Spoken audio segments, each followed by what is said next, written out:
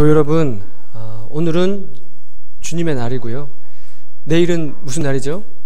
추석 명절입니다. 우리가 추석 명절을 하루 앞두고 주의 전에서 예배를 드리는데요. 예배드리는 저희 모두 위에 하나님의 크신 은혜가 함께 하시기를 간절히 소원합니다.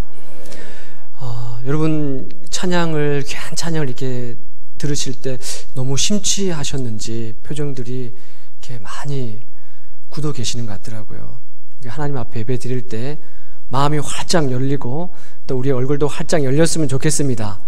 네, 옆에 분한테 활짝 이렇게 한번.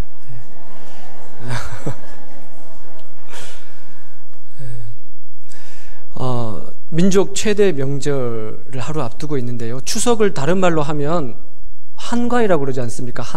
한은 크다는 뜻이고 가위는 가운데라는 이런 뜻이 있다고 합니다. 그래서 8월의 가운데, 가을에서 가장 큰 가운데 날, 그래서 한가위 추석이라고 하더라고요.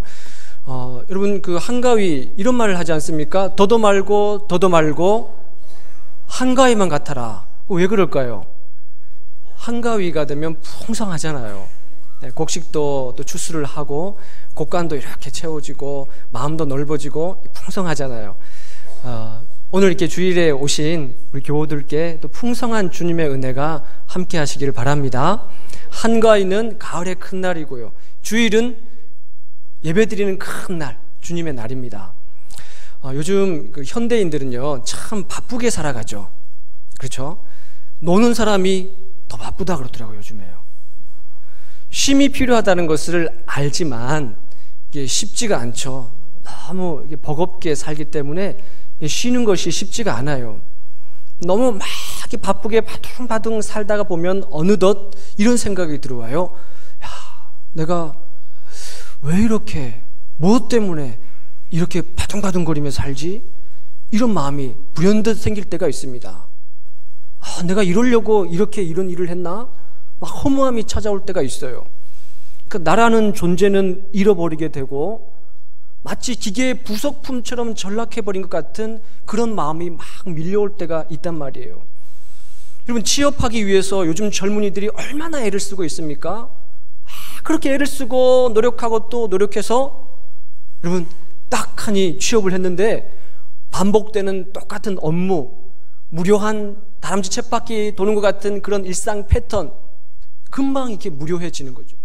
그러다가 보면 목적을 잃어버려요. 야, 내가 왜 일을 하고 있지? 내가 왜 살고 있지? 이런 허무함이 밀려올 때가 있단 말이죠. 오늘 우리가 본문에서는요 두 여인을 만나는데 마르다와 마리아를 만납니다. 마르다는 참 바쁜 것 같아요. 마치 현대인들이 바쁘게 사는 것처럼 막 바쁜 것 같아요.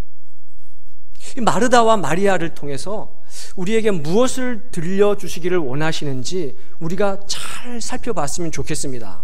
여러분 우리는 이 본문의 이야기를 참 많이 듣고 또 알아요. 많이 들었어요. 마르다는 잘못하고 있고 마리아는 잘하고 있고 또 이런 식으로 우리는 받아들이고 있고 또 그런 설교들을 참 많이 들었습니다. 마르다는 언니고 마리아는 동생이죠. 요한복음에 보면은요 나사로가 나오는데 나사로가 오라버니다라고 나옵니다. 그러니까 나사로, 마르다, 마리아는 한 가족이에요. 추석 때 우리도 한 가족이 다 만나지 않습니까? 그 요한복음에 보면은요 예수님이 나사로를 향해서 내 친구 나사로 이런 표현을 씁니다. 그러니까 아주 가까운 사이예요. 요한복음 12장에 보면은요 마리아, 마르다의 동생 마리아가 예수님 발 앞에다가 가장 귀한 향유 한 옥합을 깨뜨리고 머리털로 그 발을 씻었다 이렇게 기록이 되어 있어요. 아주 가까운, 예수님과 그 가정은 가까운 관계죠. 마르다, 마리아, 나사로가 살고 있는 집이 어디냐면 요한복음에 보면은 베다니라는 동네에 살고 있어요. 이 베다니는 예루살렘에서 한 3km쯤 동쪽으로 떨어져 있는 아주 가까운 동네입니다. 그러니까 예수님은 아마 예루살렘에 올라가실 때마다 가까이 있는 베다니 동네에 나사로의 집에서 머물렀을 가능성이 참 많아요. 그렇게 추측을 하죠. 오늘 이 본문은요 바로 마르다와 마리아의 집에서 일어난 이야기입니다. 여러분, 이 본문이 우리에게 무엇을 말씀하려고 하는가? 그럼 마르다와 마리아가 어떻게 주님을 바라보는가? 주님은 이 마르다와 마리아를 통해서 뭘 얻기를 원하시는가? 이 두 여인들이 어떻게 주님을 바라보기를 원하시는가? 여러분, 여기에 우리가 초점을 맞췄으면 좋겠어요. 여러분, 우리는 참 오랫동안 신앙생활을 해왔습니다. 그렇죠? 그리고 앞으로도 우리는 믿음의 길을 떠나지 않을 거예요.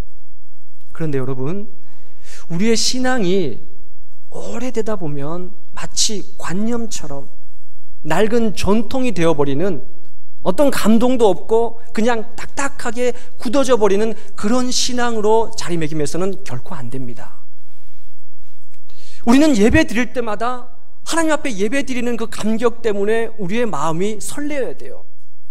여러분이 이 땅을 살아갈 때 하나님의 자녀로서 살아가는 것 때문에 감격해야 돼요. 부모님께서 하도 교회 다니라 그러니까 다니는 거지.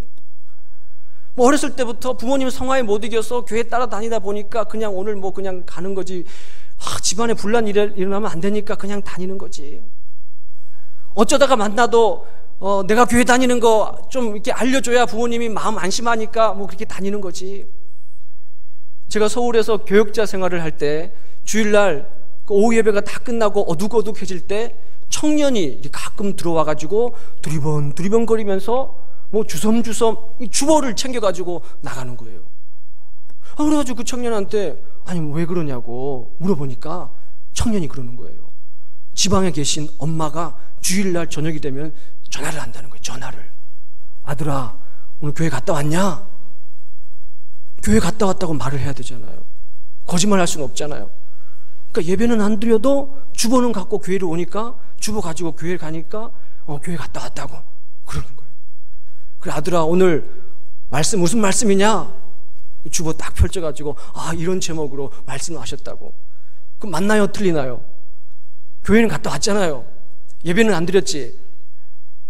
교회 여러분, 만일 우리 중에 이렇게 신앙을 생각한다면 여기는 생명이 없습니다. 여러분, 그렇게 생각하는 사람은 그 수준이 그런 거예요. 예수님이, 성경이, 교회가 그런 것이 아니라 그렇게 알고 있는 그 사람이 그렇게 느끼는 것 뿐이에요. 교회 가면 뭐가 있겠어? 아이고 교회 왜 다녀? 이런 말씀 하시는 분들이 많이 있잖아요. 그 수준이 그렇다는 거예요. 예수를 만나지 못했고 그 마음에 말씀이 없는 것이고 예수를 알지 못하기 때문에 그런 상태가 되는 거예요. 교회 여러분, 우리는 믿음 생활하면서 그렇게 마치 퇴적물이 쌓여가지고 화석처럼 굳어버리는, 박물관에 보관되어 버리는 그런 박제 같은 그런 믿음이 되어서는 안 된다는 거예요. 예수님께서 이 땅에 오셔가지고 무엇을 비판을 하셨냐? 서기관, 바리새인, 유대인들에게 바로 그런 것을 비판하셨어요. 화 있을진저 서기관과 바리새인들이여, 너희는 천국문을 사람들 앞에서도 닫고 너희도 들어가지 못할 뿐더러 들어가려고 하는 사람들까지 막는구나. 교회 여러분, 자기만 못 들어가면 되지 왜 들어가려고 하는 사람들까지도 못 들어가게 천국문을 닫고 있냐는 거예요. 죽은 믿음입니다. 여러분, 우리는요 신앙생활을 하더라도 제대로 해야 되는 거예요. 성경을 알아도 제대로 알아야 되는 것이고 믿음을 제대로 가져야 되는 겁니다. 오늘 우리가 읽은 이 본문 바로 앞에는 너무나 우리가 잘 알고 있는 선한 사마리아인의 비유가 나옵니다. 길 가다가 강도를 만나서 거의 죽게 되었지 않습니까? 예수님이 물었어요. 누가 저 강도 만난 자의 이웃이 되겠느냐? 그런데 이 이야기가 어디서부터 출발하냐면 누가복음 10장 25절에 따르면 한 율법 교사가 선생님한테, 예수님한테 와서 물어요. 어떻게 하여야 영생을 얻겠습니까? 마태복음 19장에는요 부자 청년이 묻습니다. 어떻게 하여야 영생을 얻겠습니까? 다 지나가는 거예요. 제사장도 지나가고 레위인도 지나가고 율법 교사도 지나가고 네로라 하는 모든 성경 박사들 그냥 다 지나갑니다. 그들은 머릿속으로만 율법을 알 뿐이에요. 오랜 세월 동안 그렇게 하다 보니까 딱딱하게 굳어져 버렸어요. 그 율법을 말씀하신 주님의 본래 본심이, 하나님의 본심이 어디 있는지 다 망각해버렸어요. 그냥 주문 외우듯이. 교회 여러분, 우리가 신앙생활을 오래 하면서 이런 식으로 딱딱하게 굳어져 버리면 이것은 올바른 믿음이 아닌 거예요. 어디서부터 그런 일이 있는지 봐야 되는 겁니다. 사랑하는 교회 여러분, 오늘 마르다와 이 마리아의 본문은 그 연장선상에 있는 거예요.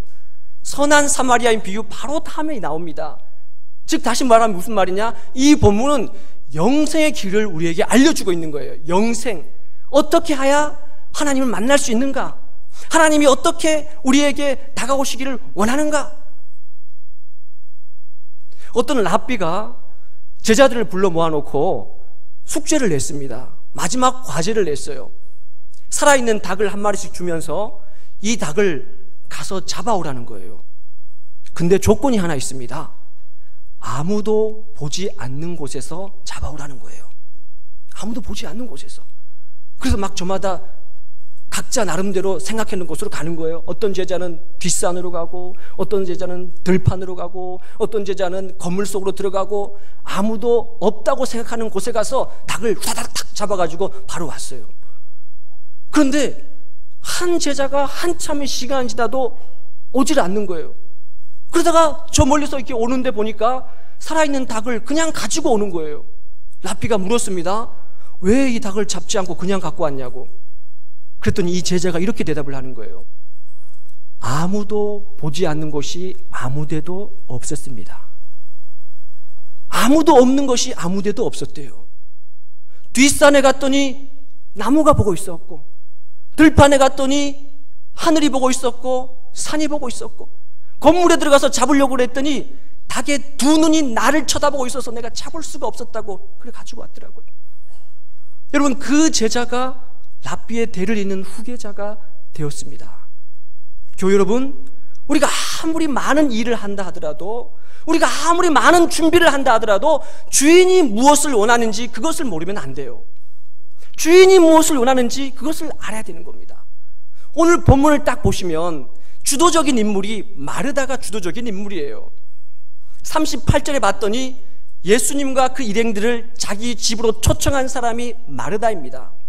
본문 40절에 봤더니 초청한 손님들에게 대접하기 위해서 막 분주하게 일하고 있는 사람이 마르다예요.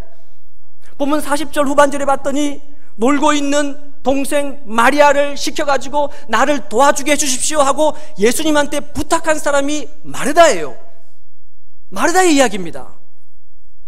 그의 동생 마리아는 단 한 구절 나와요. 본문 39절, 마르다에게 동생 마리아가 있는데 발치에, 주의 발치에 앉아서 말씀을 듣더니, 이것으로 끝이에요. 그 동생 마리아가 무슨 말을 한 것도 아니고 예수님이 그 마리아에게 무슨 말을 시킨 것도 아니에요. 교회 여러분, 마르다가 뭘 잘못했겠습니까? 그 언니 마르다가 손님이 왔는데 그 손님에게 대접하기 위해서 이것저것 준비하고 바쁜 것이 무엇이 잘못입니까? 잘못이라면 동생이 잘못한 거죠. 언니가 저렇게 바쁘게 일하고 있는데 동생이 한가롭게, 언니 마르다 입장에서 보기에 저쪽에서 손님하고 노닥거리고 있으니 그것이 언니의 눈에 곱게 보이겠습니까? 막 불꽃이 튀는 거예요. 마르다가 뭘 잘못했겠습니까? 내일이 명절이지 않습니까? 여러분들 집에서도 이런 일들이 얼마든지 일어날 수가 있잖아요. 여러분, 저는 이런 일을 많이 경험을 해봤어요. 제가 셋째거든요. 아들로 셋째. 전체로서는 막내지만, 육남의 막내지만 아들로는 셋째예요. 그러니까 첫째, 둘째 형님들이 있고 형수님들이 있잖아요. 제가 셋째고 제 아내가 셋째 아내.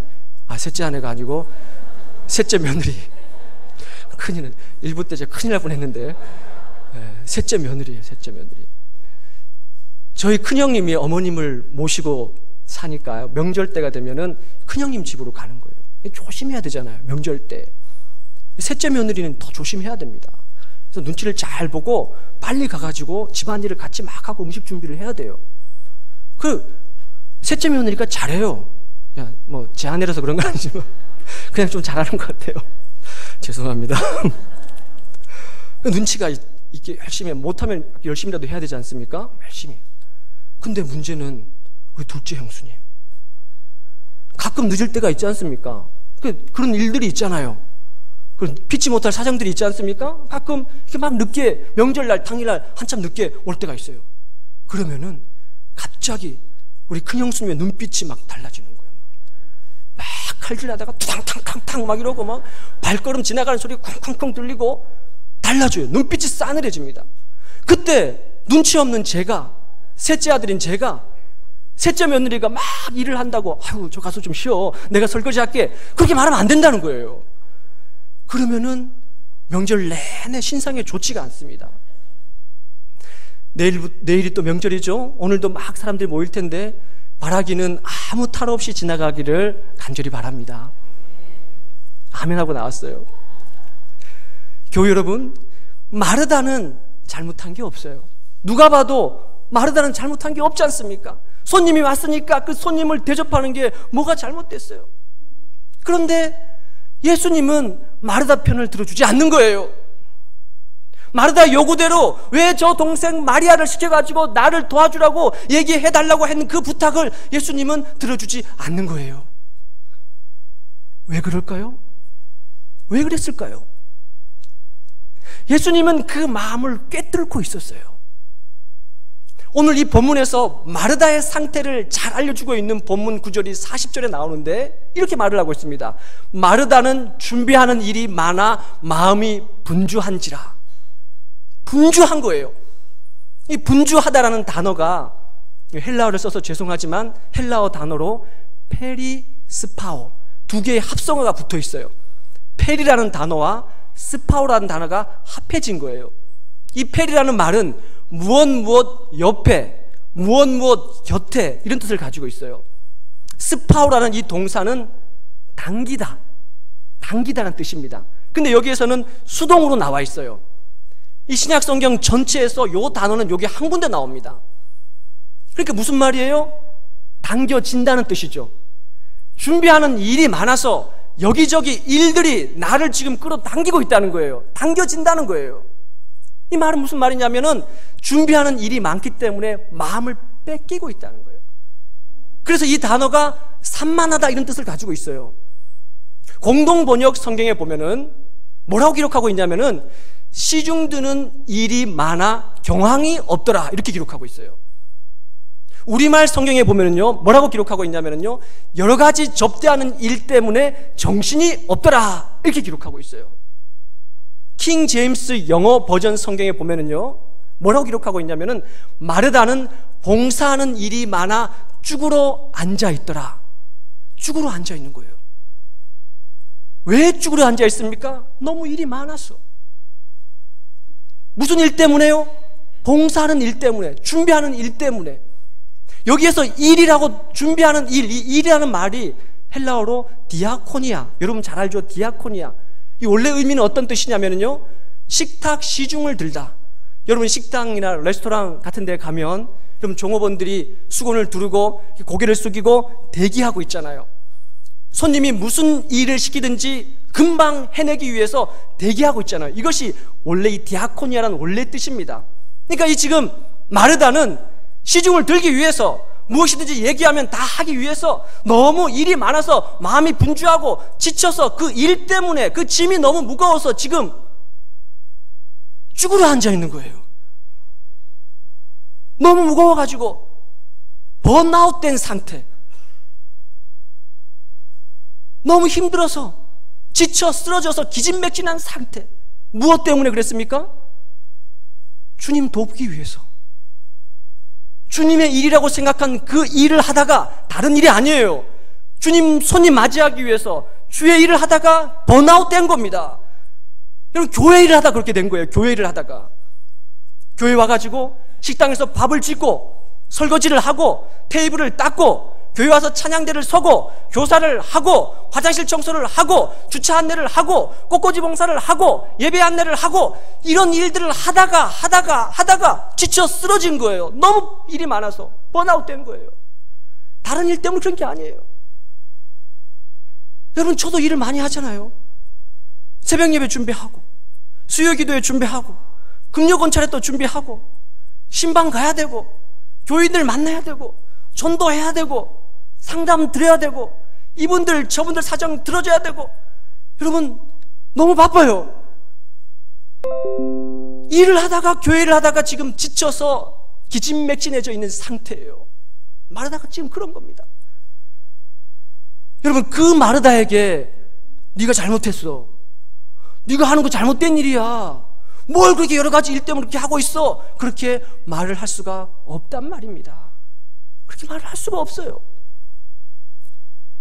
사랑하는 교회 여러분, 오늘 여러분 주보를 보니까 청년부 예배에 뭐라고 제목이 나와 있냐면, 제가 쓴 게 아니에요.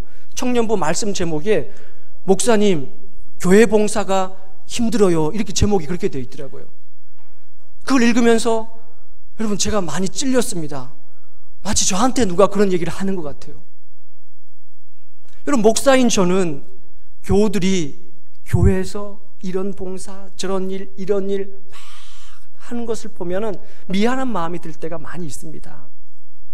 더군다나 남모르게 여기저기 숨어 있는 곳에서 누군가는 해야 되는데 하지 않는 그 일을 남모르게 하고 있는 그런 사람들을 보면은 참 미안한 마음이 들어요.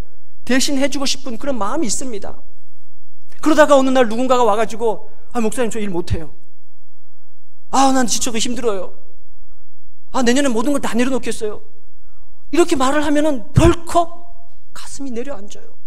너무 마음이 안타깝고 미안한 마음이 들어요. 그것이 목사의 마음이에요. 사랑하는 교회 여러분, 오늘 본문 이 40절에서 마르다의 푸념 섞인 이 투정이 잘못된 것이 아닙니다. 열심히 일하는 사람 입장에서 보면 저쪽에서 놀고 있는 사람이 얄밉게 보이는 것이에요. 마르다는 지금 그런 상태에 있는 거예요. 잘못된 게 아니에요.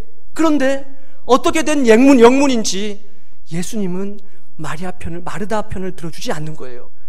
마르다의 말을 들어주지 않는 겁니다.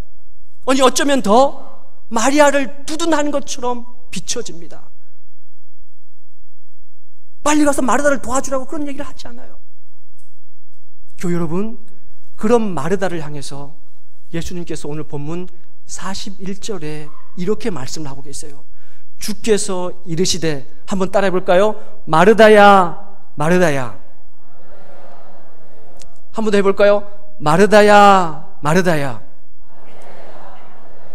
거기다가 자기 이름을 한번 넣어보세요. 자기 이름을 넣어서 시작. 테이라, 테이라. 아니, 제 이름 넣지 말고 여러분의 이름을.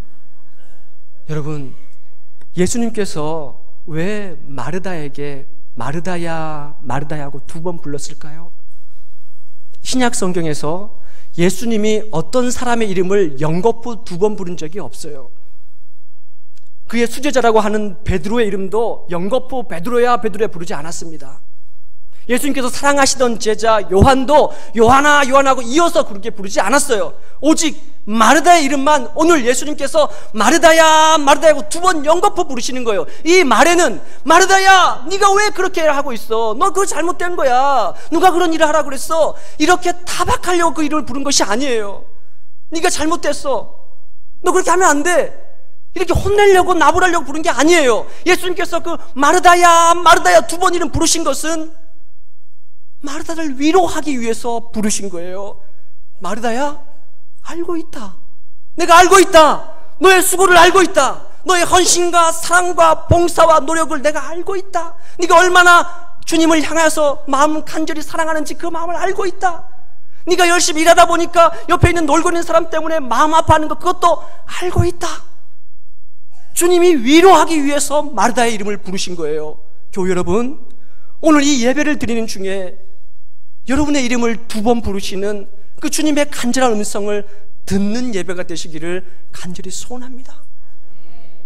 사랑하는 교회 여러분, 이 본문은요, 마르다를 책망하고 마리아를 칭찬하려고 하는 본문이 아니에요. 이 본문은요, 마르다가 아니라 마리아 편을 들고 마리아를 세워주기 위한 본문도 아니에요. 비교하기 위한 본문도 아니에요. 마리아 얘기는 대답한 것도 나오지 않고 예수님 마리아에게 얘기한 것도 나오지 않아요. 이 본문은 마르다를 향한 주님의 마음을 보여주기 위한 본문입니다. 마르다야, 네가 수고하는 것을 내가 알고 있다, 그 마음을 보여주기 위해서 이 본문인 거예요. 마리아는 이미 제 갈 길을 찾았습니다. 마리아는 가장 좋은 것이 무엇인지 이미 발견한 거예요. 이 좋은 편을 택하였으니 너는 뺏기지 아니하리라. 마리아는 이미 그 길을 가고 있는 거예요. 주님은 마리아에게 관심 있는 것이 아니라, 마리아 평생 교회를 다니는데, 평생 신앙생활을 한다고 하는데 아직도 가장 중요한 것을 찾지 못하고 있는 현대의 마르다, 부모님의 신앙에 따라서 그저 왔다 갔다 하는 그런 사람들, 어떤 마음의 감동도 없고 살아있는 예배를 드리지 못하는 그런 가슴 아파하는 사람들, 열심히 하려고 하는데 마음이 다 상해버린 사람들, 아직도 가장 좋은 것을 찾지 못하는 그 사람을 향해서 우리 주님께서 말씀하시는 거예요. 마르다야, 마르다야.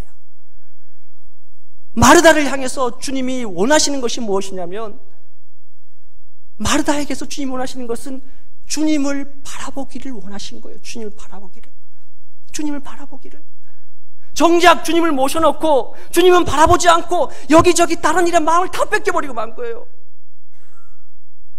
주님을 바라보기를 원하시는 거예요. 사랑하는 교회 여러분, 우리가 교회 와서 예배 드리는 이유가 뭡니까? 매 주일마다 이 교회 와서 왜 예배를 드립니까? 우리는 사람 만나기 위해서 여기 오는 게 아니에요. 우리 봉사하기 위해서 교회 오는 게 아닙니다. 우리는 옆에서 예배 잘 드리는 그런 사람 구경하기 위해서 오는 것도 아니에요. 설교 듣기 위해서 교회 오는 것도 아닙니다. 여러분, 우리가 주일날마다 예배 드리는 이유는 살아계신 우리 주 하나님 만나기 위해서 예배 드리는 겁니다. 예배를 통해서 우리는 하나님 만나야 되는 거예요. 여러분, 우리 봉사를 통해서 하나님 만나야 되는 거예요. 식당에서 봉사하다가도 우리는 주님 만나야 되는 거예요. 찬양대 서고 교사하다가 주님 만나야 되는 거예요. 주님은 그걸 원하시는 거예요. 봉사가 중요한 게 아니라 주님 만나는 것. 사랑하는 교회 여러분, 이 예배가, 매 주일마다 드리는 이 예배가 주님 만나는 예배가 되시기를 간절히 소원합니다. 그 주님의 마음이 무엇인지를 깨닫고 듣는, 내 이름을 영거푸 2번 부르시면서 나를 찾고 계시는 그 주님을 만나는 사랑하는 교회 여러분 되시기를 간절히 소원합니다. 아멘. 하나님 아버지,